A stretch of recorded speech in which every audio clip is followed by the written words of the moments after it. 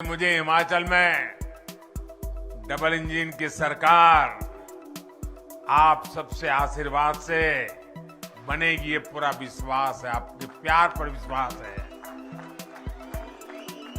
हिमाचल में बीजेपी ने जारी किया संकल्प पत्र। हिमाचल की जनता से बीजेपी के 11 वादे। यूनिफॉर्म सिविल कोड लाने का किया वादा।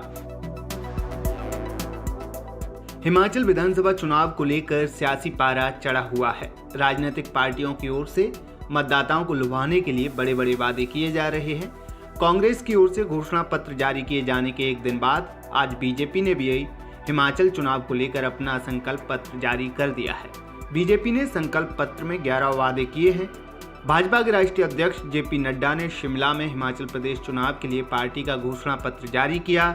इस दौरान उन्होंने कहा कि हमने जो कहा था वो किया है, मगर हमने जो नहीं कहा था उसे भी पूरा किया। विकास के नए आयाम को हमने स्थापित किया है। बुलंद इरादों के साथ हिमाचल की जनता की सेवा की गई है। अगर हम आज देखें तो बड़े स्पष्ट शब्दों में समझ में आता है कि जो हमने कहा था वो तो किया ही किया, जो नहीं कहा था उसे भी पूरा किया है। और उसके साथ साथ विकास के दृष्टि से एक नए आयाम को हम लोगों ने स्थापित किया है।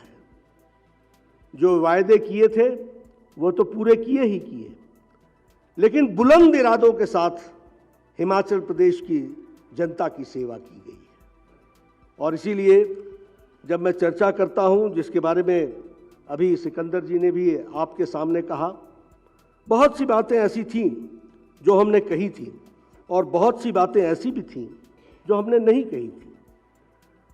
अगर हम एम्पावरमेंट की बात करें तो हमारे ध्यान में आता है कि गरीब कल्याण अन्न योजना के तहत हमने कहा नहीं था कि हम लोगों को 2 वक्त की रोटी की मुयस्सर करेंगे, लेकिन हिमाचल प्रदेश में लगभग 28 लाख लोगों परिवारों को हमने प्रधानमंत्री गरीब कल्याण अन्न योजना के साथ जोड़ा।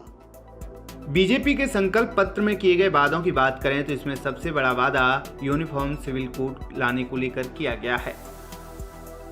इसमें बीजेपी की सरकार यूनिफॉर्म सिविल कोड लाएगी, इसके लिए समिति बनेगी। किसानों को प्रधानमंत्री किसान सम्मान निधि के साथ 3,000 अतिरिक्त देने का वादा। 8 लाख नौकरी के अवसर पैदा किए जाएंगे। सभी गांवों को पीएम ग्रामीण सड़क से जोड़ा जाएगा। बीजेपी शक्ति कार्यक्रम में 12,000 करोड़ खर्च करेगी और इससे धार्मिक स्थलों के इर्द गिर्द डेवलप किया जाएगा। सेब बागवानों के लिए पैकेजिंग के लिए जीएसटी में राहत दी जाएगी। 5 नए मेडिकल कॉलेज खोले जाएंगे।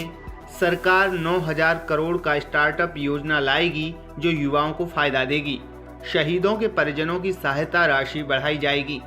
वक्फ संपत्ति की जांच कराई जाएगी। बता दें कि एक दिन पहले कांग्रेस ने भी हिमाचल चुनाव को लेकर अपना घोषणा पत्र जारी किया था। कांग्रेस ने प्रदेश में सरकार बनने पर हर महिला को 1,500 रुपए देने, न्यूनतम मजदूरी बढ़ाने, पुरानी पेंशन व्यवस्था लागू करने और युवाओं को 5 लाख सरकारी नौकरी देने जैसे कई बड़े वादे किए हैं।